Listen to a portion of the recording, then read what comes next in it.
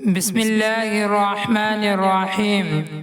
حضرت انس بن مالک رضی اللہ تعالیٰ عنہ فرماتے ہیں کہ میں نے رسول اللہ صلی اللہ علیہ وسلم کو یہ ارشاد فرماتے ہوئے سنا، اللہ تعالیٰ ارشاد فرماتے ہیں، آدم کے بیٹے، بے شک تو جب تک مجھ سے دعا مانگتا رہے گا اور مغفرت کی امید رکھے گا، میں تجھ کو معاف کرتا رہوں گا، چاہے کتنے ہی گناہ کیوں نہ ہوں، اور مجھ کو اس کی پرواہ نہ ہوگی۔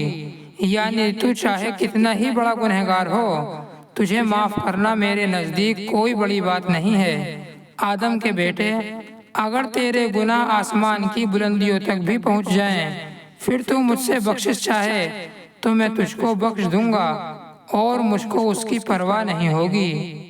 حضرت ابو ہریرہ رضی اللہ تعالیٰ عنہ روایت کرتے ہیں کہ میں نے رسول اللہ صلی اللہ علیہ وسلم کو ارشاد فرماتے ہوئے سنا، کوئی بندہ جب گناہ کر لیتا ہے پھر نادم ہو کر کہتا ہے، میرے رب، میں تو گناہ کر بیٹھا، اب آپ مجھے معاف فرما دیجئے، تو اللہ تعالیٰ فرشتوں کے سامنے فرماتے ہیں کہ کیا میرا بندہ یہ جانتا ہے کہ اس کا کوئی رب ہے جو گناہوں کو معاف کرتا ہے اور ان پر پکڑ بھی کر سکتا ہے؟ سن لو، میں نے اپنے بندے کی مغفرت کر دی۔ پھر وہ بندہ جب تک اللہ تعالیٰ چاہے گناہ سے رکا رہتا ہے، پھر کوئی گناہ کر بیٹھتا ہے تو نادم ہو کر کہتا ہے، میرے رب، میں تو ایک اور گناہ کر بیٹھا، آپ اس کو بھی معاف کر دیجئے۔ تو اللہ تعالیٰ فرشتوں سے فرماتے ہیں، کیا میرا بندہ جانتا ہے کہ اس کا کوئی رب ہے جو گناہ معاف کرتا ہے اور اس پر پکڑ بھی کر سکتا ہے؟ سن لو، میں نے اپنے بندے کی مغفرت کر دی۔ پھر وہ بندہ جب تک اللہ تعالیٰ چاہے گناہ سے رکا رہتا ہے، اس کے بعد پھر کوئی گناہ کر بیٹھتا ہے تو نادم ہو کر کہتا ہے، میرے رب، میں تو ایک اور گناہ کر بیٹھا، آپ اس کو بھی معاف کر دیجئے۔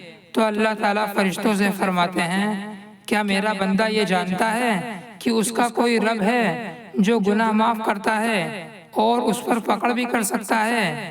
سن لو، میں نے اپنے بندے کی مغفرت کر دی۔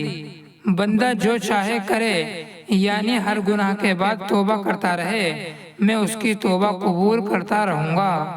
حضرت اسماء اوسیہ رضی اللہ تعالیٰ عنہ روایت کرتی ہیں کہ رسول اللہ صلی اللہ علیہ وسلم نے ارشاد فرمایا، کوئی مسلمان گناہ کرتا ہے تو جو فرشتہ اس کے گناہ لکھنے پر مقرر ہے، وہ اس گناہ کو لکھنے سے 3 گھڑی یعنی کچھ دیر کے لیے ٹھہر جاتا ہے۔